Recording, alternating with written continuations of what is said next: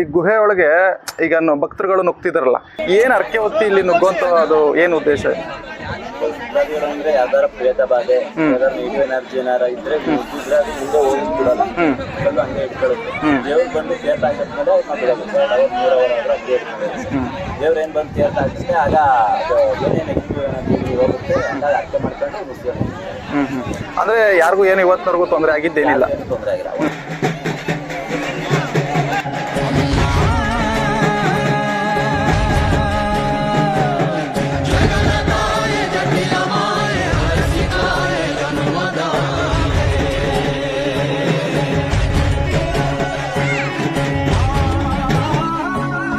Sir, ಇದು ಸಿಡ್ಲು ಕಲ್ಲು ಅಂತ ಎಷ್ಟು ಪುರಾತನ ಕಾಲದಿಂದ ಇದು ಹೆಸರಾಗಿದೆ ಸರ್? ಇದು ಪುರಾತನ ಕಾಲ ಅಂದ್ರೆ ಪಾಂಡವರ ಕಾಲದಿಂದ ಇತಿಹಾಸ ಇದೆ. ಪಾಂಡವರು ತಮ್ಮ ವನವಾಸ ಕಾಲದಲ್ಲಿ ಇಲ್ಲಿ ಬಂದಿದ್ರು ಅನ್ನೋದೊಂದು ಕತೆ. ಅವ್ರು ಬಂದಿದ್ದಂತ ಕಾಲದಲ್ಲಿ ಕೆಳಗಡೆ ಅಡಿಗೆ ಮಾಡ್ಕೊಂಡೆಲ್ಲ ಇದ್ರು, ಅವ್ರ ಆಯುಧಗಳೆಲ್ಲ ಒಂದು ಕಲ್ಲಿದೆ ಅಲ್ಲಿ ಬಚ್ಚಿಟ್ಟಿದ್ರು ಅನ್ನೋದು ಒಂದು ಕತೆ ಇದೆ. ಅಲ್ಲಿ ಅವ್ರು ಬಂದಿಲ್ಲಿ ಅಡಿಗೆ ಮಾಡ್ಕೊಂಡು ಊಟ ಮಾಡೋ ಸಂದರ್ಭದಲ್ಲಿ ಕಲ್ಲು ಸಿಡಿತು, ಸಿಡ್ಲೋಡ್ದು. ಆ ಸಿಡ್ದಂತ ಕಲ್ನ ಅವ್ರು ಸಣ್ಣ ಸಣ್ಣ ಕಲ್ಲು ಕೊಟ್ಟು ನಿಲ್ಸಿದ್ರು. ಆಗ್ಲಿಂದ ಕಲ್ಲು ಯಾವ್ದೇ ಗ್ರಿಪ್ ಇಲ್ದಲ್ಲ ಸಣ್ಣ ಕಲ್ ಗ್ರಿಪ್ ಅಲ್ಲೇ ನಿಂತಿದೆ ಅನ್ನೋದು ಇತಿಹಾಸ.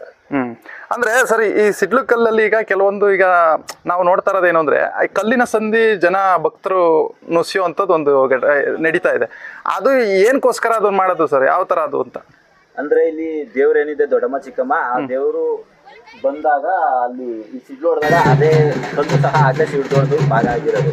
ದೇವ್ರು ಬಂದು ತೀರ್ಥ ಹಾಕಿದಾಗ ಅದರದೇ ಆದಂತ ಶಕ್ತಿ. ಇಲ್ಲಿ ಯಾವ ದೇವರು ನೆಲೆ ಊರಿರೋದು ಸರ್? ದೊಡ್ಡಮ್ಮ ಚಿಕ್ಕಮ್ಮ. ದೊಡ್ಡಮ್ಮ ಚಿಕ್ಕಮ್ಮ ಹೆಣ್ ದೇವ್ರು. ಎಷ್ಟು ವರ್ಷಕ್ಕೊಮ್ಮೆ ಇದು ಜಾತ್ರೆ ನಡೆಯೋದು? ವರ್ಷ ನಡೆಯುತ್ತೆ. ದೀಪಾವಳಿ ಹಬ್ಬ 2 ದಿನಕ್ಕೆ, ಅಕ್ಟೋಬರ್ ತಿಂಗಳಲ್ಲಿ. ದೀಪಾವಳಿ ಹಬ್ಬ ಆದ ಬೆಳಿಗ್ಗೆ ಚೆಲ್ಲೆ ಕುಂಭನಹಳ್ಳಿ ದೇವ್ರು ಹೋಗುತ್ತೆ. ಅವ್ರ ಮನೆಯಿಂದ ಅರ್ಶಿನ ಕುಂಕುಮ ಬಳೆ ತರಕ್ ಹೋಗ್ತಾರೆ ಅನ್ನೋದೇ ಸಂಪ್ರದಾಯ. ಅಲ್ಲಿಂದ ಬಂದ ಸಿಡ್ಲು ಕಲ್ಲಿಗೆ ದೇವ್ರು.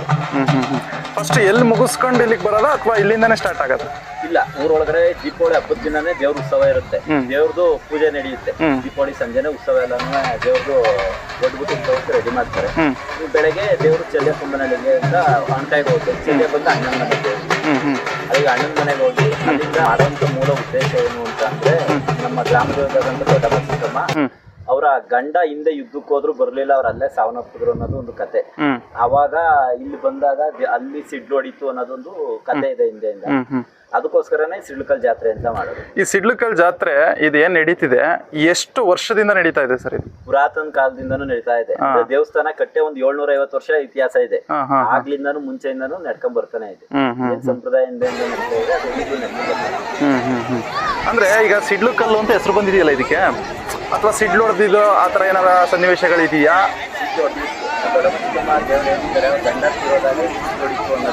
ಅದೇ ಕತೆ ಇಲ್ಲಿ. ಆಗ ಸಿಡ್ಲೊಡಿತು, ಆಗ ಗೌಗಲ್ ಅಂತಿದೆ. ಆ ಕಲ್ಲು ಮತ್ತೆ ಈ ಕಲ್ಲುಗಳು ಒಂದು ಕಲ್ಲು ಇದ್ದಿದ್ದು 4 ಭಾಗ ಆಯ್ತು ಅನ್ನೋದು ಹಿಂದಿನ ಇತಿಹಾಸ ಇದೆ ಅಂತ. ಆಗ ಪಾಂಡವರು ಇಲ್ಲಿ ವನವಾಸ ಮಾಡಿದಂತ ಸಂದರ್ಭದಲ್ಲಿ ಅವ್ರ ಕಲ್ಲನ್ನ ಸಣ್ಣ ಸಣ್ಣ ಕಲ್ಗಳು ಕೊಟ್ಟು ಹಲ್ಗಳಕ್ಕೆಲ್ಲ ನಿಲ್ಸಿದ್ರು. ಅದು ಯಾವ್ದೇ ಇದಾದ್ರೂ ಅಳ್ಳಾಡ್ದಲ್ಲೇ ಹಂಗೆ ನಿಂತಿದ್ರು ಸಣ್ಣ ಗ್ರಿಪ್ಪಲ್ಲೇ. ಅಂದ್ರೆ ಈಗ ಜಾತ್ರೆ ನಡೆಯುವಂತ ಮೂಮೆಂಟ್ ಅಲ್ಲಿ ಅವತ್ತಿನ ದಿವಸ ಮಳೆ ಬರುವಂತ ಚಾನ್ಸಸ್ ಇರುತ್ತಾ, ಅಥವಾ ಸಿಡ್ಲು ಹೊಡಿಯುವಂತ ಚಾನ್ಸಸ್ ಆತರ ಏನಾರು ಆಗಿರೋದುಂಟಾ? ಮಳೆ ಬಂದಿದೆ, ಇನ್ನು ಗಿಡ್ಲೇನು ಹೊಡೆದಿಲ್ಲ, ಮಳೆ ಬಂದಿದೆ. ಮಳೆ ಬಂದು ದೇವ್ರು ಬರಕ್ಕಾಗಲ್ಲ. ಆ ಸಂದರ್ಭದಲ್ಲಿ ಗಿಂಡಿ ಬಂದು ದೇವ್ರ ಪೂಜೆ ಮಾಡ್ಕೊಂಡು ಹೋಗ್ತಾರೆ. ಈ ಗುಹೆ ಒಳಗೆ ಈಗ ಭಕ್ತರುಗಳು ನುಗ್ತಿದಾರಲ್ಲ, ಏನ್ ಅರ್ಕೆ ಹೊತ್ತಿ ಇಲ್ಲಿ ನುಗ್ಗುವಂತ ಅದು ಏನ್ ಉದ್ದೇಶ? ಯಾವ್ದಾರ ಪ್ರೇತ ಬಾಧೆ, ನೆಗೆಟಿವ್ ಎನರ್ಜಿ ಏನಾರ ಇದ್ರೆ ದೇವ್ರು ಬಂದು ತೀರ್ಥ ಹಾಕಿದ್ಮೇಲೆ ಬಿಡೋದು. 2 ಅವರ್ 3 ಅವರ್ ಆದ್ರೂ ಹಂಗೆ ಇಟ್ಕೊಂಡಿರುತ್ತೆ. ದೇವ್ರ ಏನ್ ಬಂದು ತೀರ್ಥ ಹಾಕುತ್ತೆ, ಆಗ ಅದು ಏನೇ ನೆಗೆಟಿವ್ ಎನರ್ಜಿ ಹೋಗುತ್ತೆ, ಹಂಗಾಗಿ ಅರ್ಕೆ ಮಾಡ್ಕೊಂಡು ಮುಗಿಸ್ತಾರೆ. ಅಂದ್ರೆ ಯಾರಿಗೂ ಏನು ಇವತ್ತಿನವರೆಗೂ ತೊಂದರೆ ಆಗಿದ್ದೇನಿಲ್ಲ? ಏನು ತೊಂದರೆ ಆಗಿಲ್ಲ. ಒಂದು 4 ಅವರ್ 5 ಅವರ್ ಗಂಟೆ ಇಟ್ಕೊಂಡಿರ್ತೀವಿ. ದೇವ್ರ ಬಂದು ತೀರ್ಥ ಹಾಕಿದ್ಮೇಲೆ ಬಿಡುತ್ತೆ.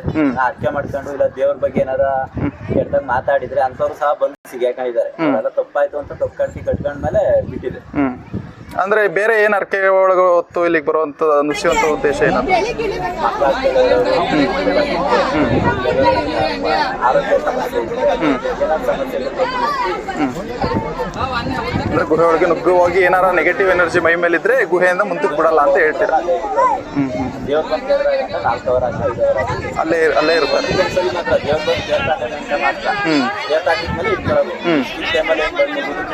ಏನು ಪ್ರಾಬ್ಲಮ್ ಆಗಲ್ಲ. ಅವತ್ತು ಗಂಟೆ ಮಾತ್ರ ದೇವ್ರು ಬಂದು ತೀರ್ಥ ಹಾಕಿದ್ಮೇಲೆ ಏನು 3 ಅವರ್ ದೇವ್ರು ಇರುತ್ತಿದ್ದು, ಆ ಟೈಮಲ್ಲಿ ಮಾತ್ರ ಈಗ ನಾರ್ಮಲ್ ಆಗಿ ಹೋಗ್ಬೋದು ಅದರಲ್ಲಿ.